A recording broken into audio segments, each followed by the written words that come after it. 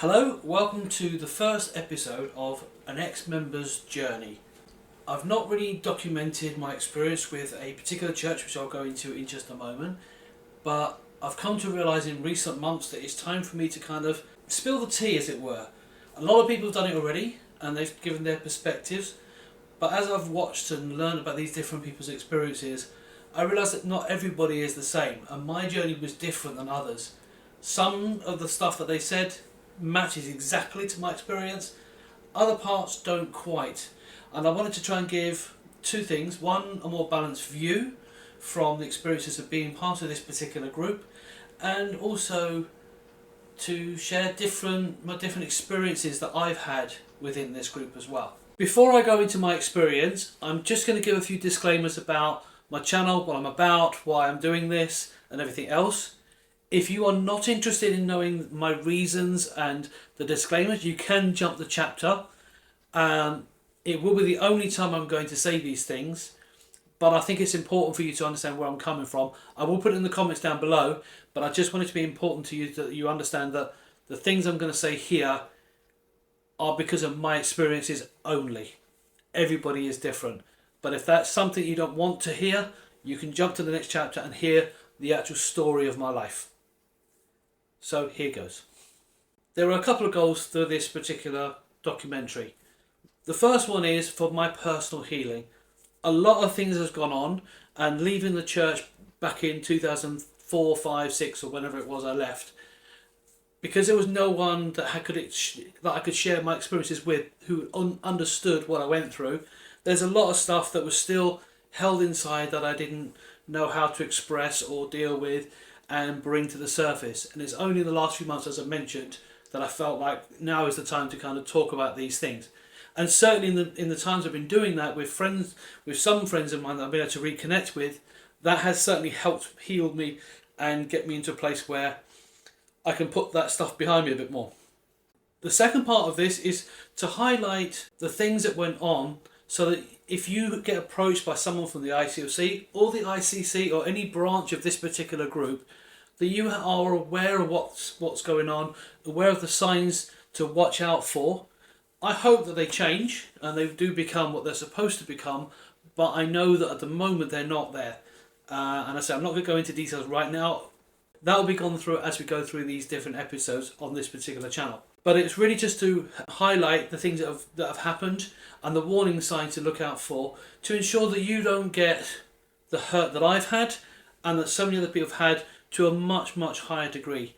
I think for the most part I got off lightly, but there are still definitely things there that I've carried with me for years that haven't really been aired or haven't really been dealt with or faced.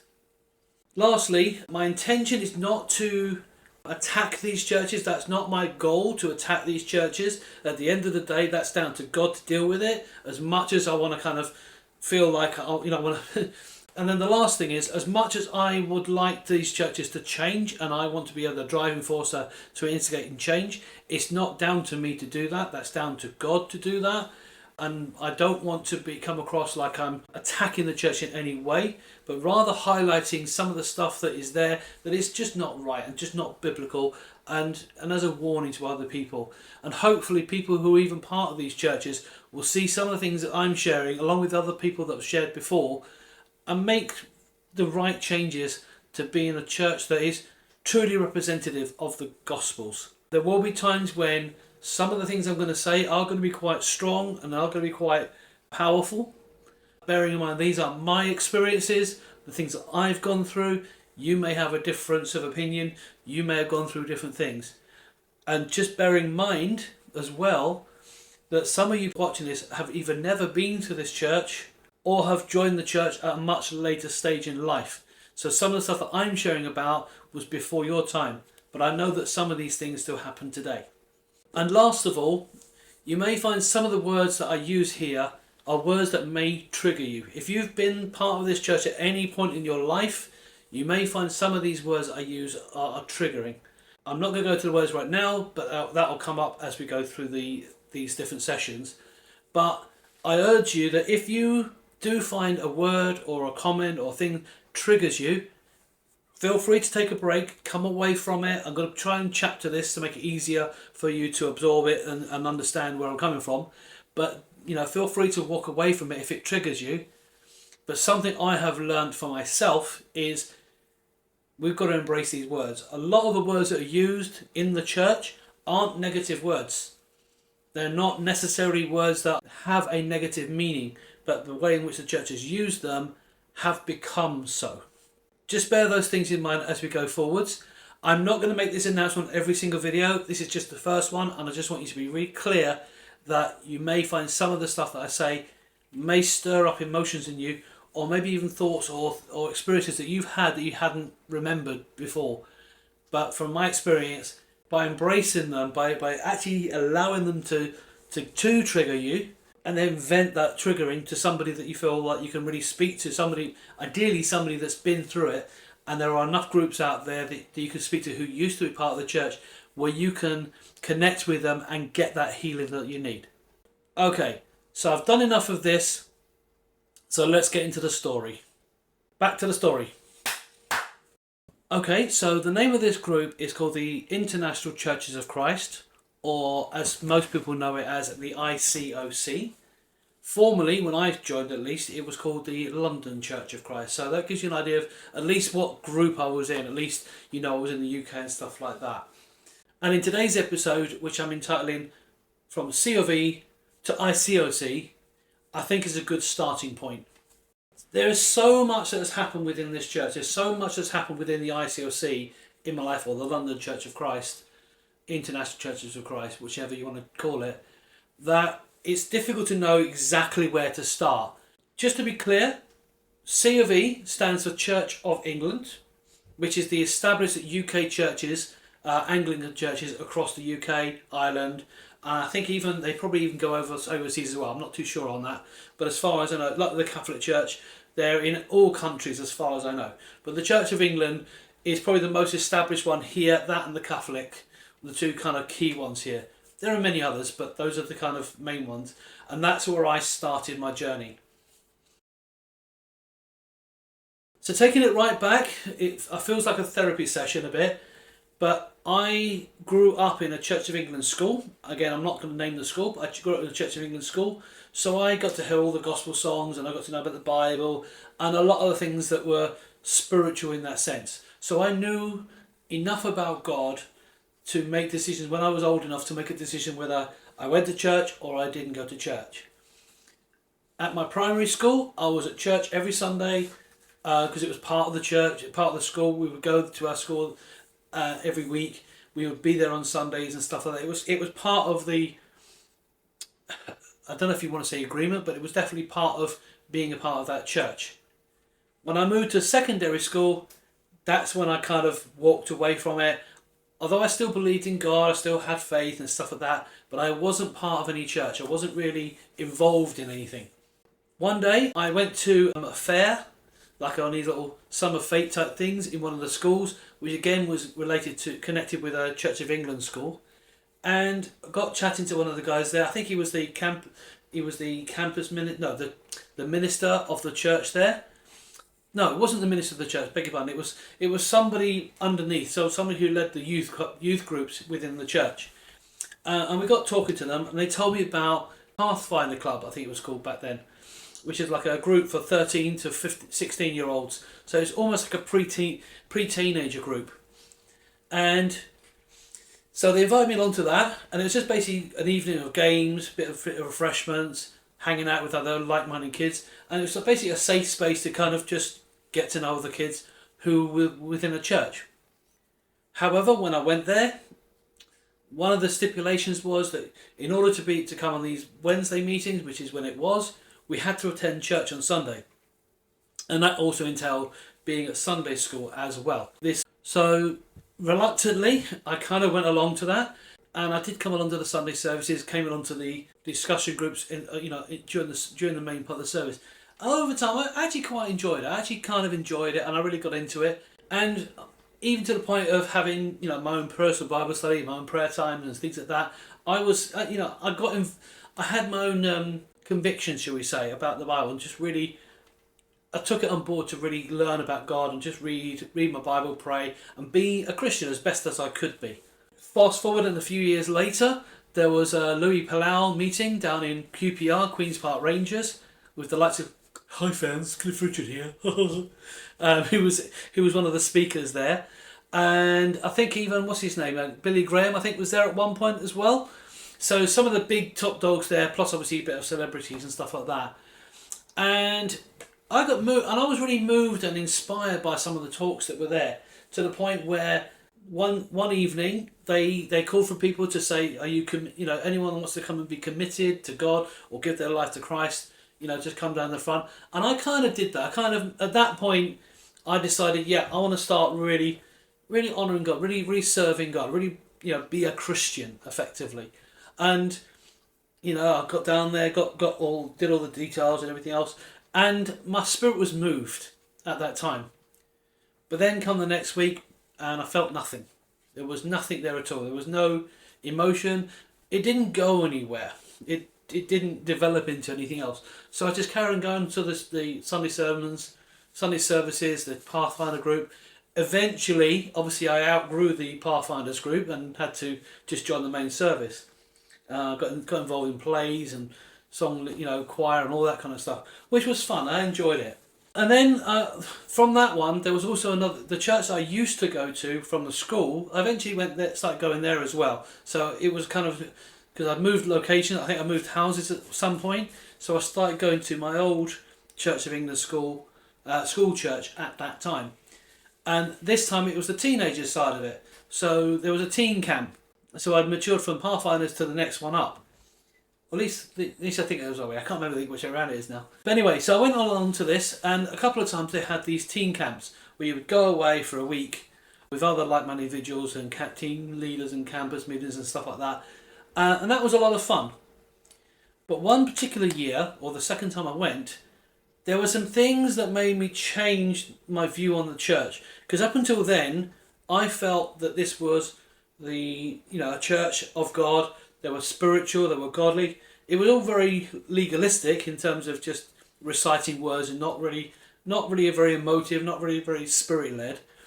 But certainly it was spiritual enough for me to kind of stick at it and keep doing what I was doing.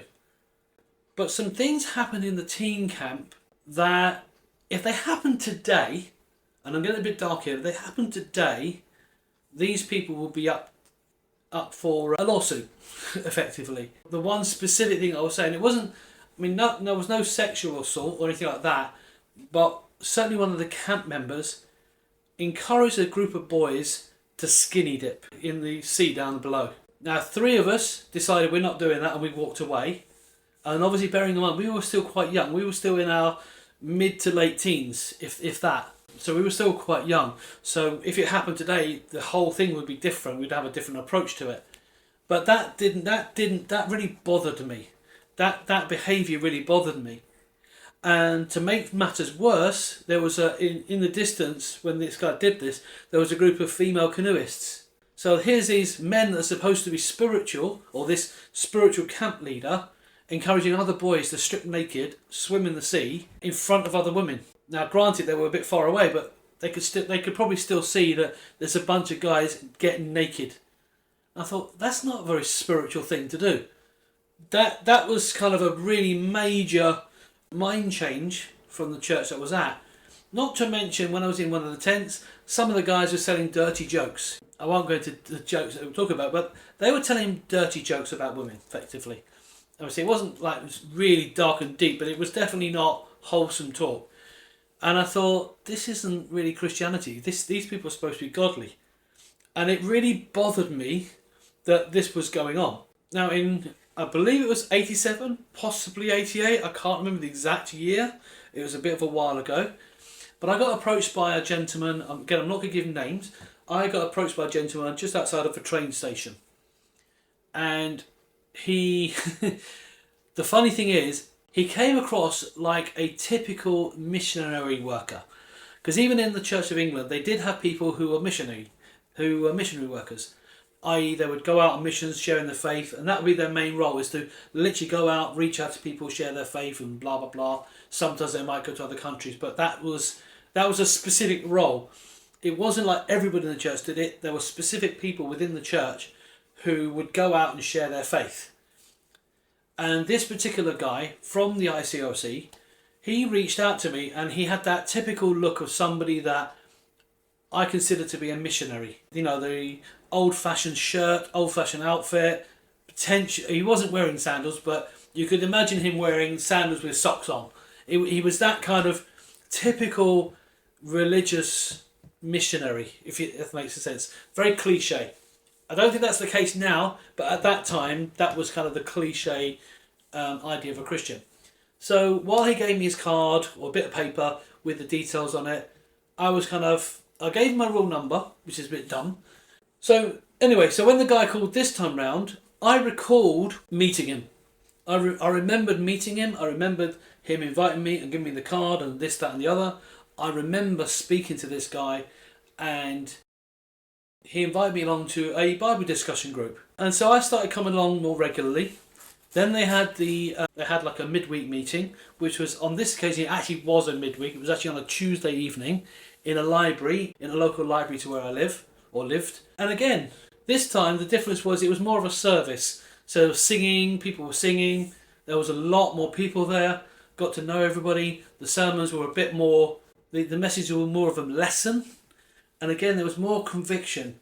And the biggest thing for me was there was a lot of talk about sin and how, as Christians, we're not supposed to sin. We're not supposed to lust. We're not supposed to swear, smoke, drink, get drunk, all this. There was a very strong emphasis on not being a sinner, effectively. And although I had that sort of talk in my previous church, it was never spoken about in a way that was like that, with that integrity. And that was something that caught my attention. I didn't like the singing as much because it felt very gospelly, and I wasn't used to that in a church service. Because Church of England, most of the stuff they sang were all choral songs, like choir songs. That's the typical things you'd expect. To sing gospel music in the Church of England would be unheard of back then. Maybe they changed now, but at that time they did not sing gospel-y type music. So it was a bit kind of a culture shock for me in terms of the music side of it. But whenever I heard the messages and the people speaking with conviction, not just saying words written in a book that we have to just recite, because a lot of the time the stuff that the Church of England preachers would say was things that were pre-written, and they would just regurgitate what was written in the book. There were sermons, but it was pretty much very structured and there was not a lot. I don't want to keep using conviction, but there wasn't a lot of conviction in what they were saying. It was kind of a lot of waffle and nice. It was all nicey, but there was no conviction about it, and you don't go away thinking, I didn't see the Bible that way before. I didn't realise God was like that. And these were the things that started to kind of get me really connected and really thinking, okay, this might be a church I need to be part of. And there was one occasion when I started going on to these groups that the youth leader of my Church of England church tried to warn me against the church, saying they were a cult and this and that and the other. But at the back of my mind, and here was the major catalyst for me leaving the Church of England, was he was saying how they were a cult and they were this and they were ungodly and blah, blah, blah, blah, blah. And yet at the camp, not too long ago, people were telling dirty jokes, being encouraged to strip off naked and swim in the river, in the sea, and other things that I saw. I think, you can't be saying that. They've got more conviction than you. They've got more conviction than you. And even when I stopped going, they showed compassion to say, how are you doing? We actually haven't been. Are you okay? They showed a level of concern about my life. And so I appreciated that. And because I was already kind of committed to God, I was already kind of doing the things that Christians do, reading my Bible, praying, trying my best not to be sinful, this kind of stuff. After the Bible studies that they do, which I'll go into the next episode, I eventually made that decision to leave the Church of England and be part of the Church of Christ, or the London Church of Christ. So basically, as somebody that grew up in the Church of England, I understood the Bible, I knew everything else, I saw things that the Church of England wasn't doing. I saw this church that was actually doing something from the perspective, from the time and the perspective that I was there. They were doing the right things. They were actually serving God. And I forgot to mention, one of the biggest things was they were sharing their faith. Everybody shared their faith. Everybody evangelized, which I kind of already knew in the back of my mind. Part of being a Christian is to actually share your faith, to tell other people about God, to try and get other people, not to try and get other people, but just to share about God, and in the hopes that they will understand and come to a relationship with the Father themselves and ultimately get to heaven. And I saw all this conviction and this church that was being like the first century. You know, just like the disciples in the first century church, Peter, Paul, John, all those guys. This church is actually, from where I was at and the perspective I was looking at it from, it was a church that was actually trying to follow the Bible. They were actually trying to put into practice what the first century Christians were doing. And I had not seen that. And I had that integrity in myself that I needed to be a part of something that was having an impact, where I was helping people come to a relationship with God. And me becoming a Christian, me making the decision to leave and be part of that, it was kind of a no-brainer at that time. It made sense to be a part of this group. And for the most part of being with the ICOC, most of it was actually alright. Most of it I was actually okay with. There were things that happened which I'm going to go into in other videos, but for the majority of my time there, I was inspired, I was encouraged. I felt like this church was doing the things that the Bible tells me to do, and that I was, after getting baptized and becoming a member, that I was living the full Christian life, and I was living as a true disciple of Jesus Christ at that time. I genuinely, sincerely believe that. And I also believe that God had put me in that position and brought me to that place to be there, to be a part of this group. So here ends this particular first episode of this. Again, this is not saying that the ICOC is bad, but it's also not saying it's good either, because we do get into some negative stuff later. Now, while at this stage it sounds like everything's all hunky-dory and great and the Church of Christ is fantastic, there are definitely issues that came up later down the line, which I'll go through in further episodes of this particular series. But I just wanted to, first of all, just introduce you to what my particular process was into joining this church. I don't know what your process was, or how you came to Christ, or how you came into the church. I've heard of many different stories, and everybody has a different experience of it. Mine at this stage was quite positive, but what was yours like? Now, if any of you want to make a comment that's from one of these other churches, you're more than welcome to make a comment. I'm more than happy for you to comment and tell your side of the story and your opinion. However, I do ask, under the name of Jesus, that you keep your comments respectful. I have seen comments on other channels where people from these churches are not respectful, they're abusive, they will use scriptures out of context to make their point. I don't want to have to put those comments into a future video, but if you do come up with that behaviour, I will have to talk about that at a later stage.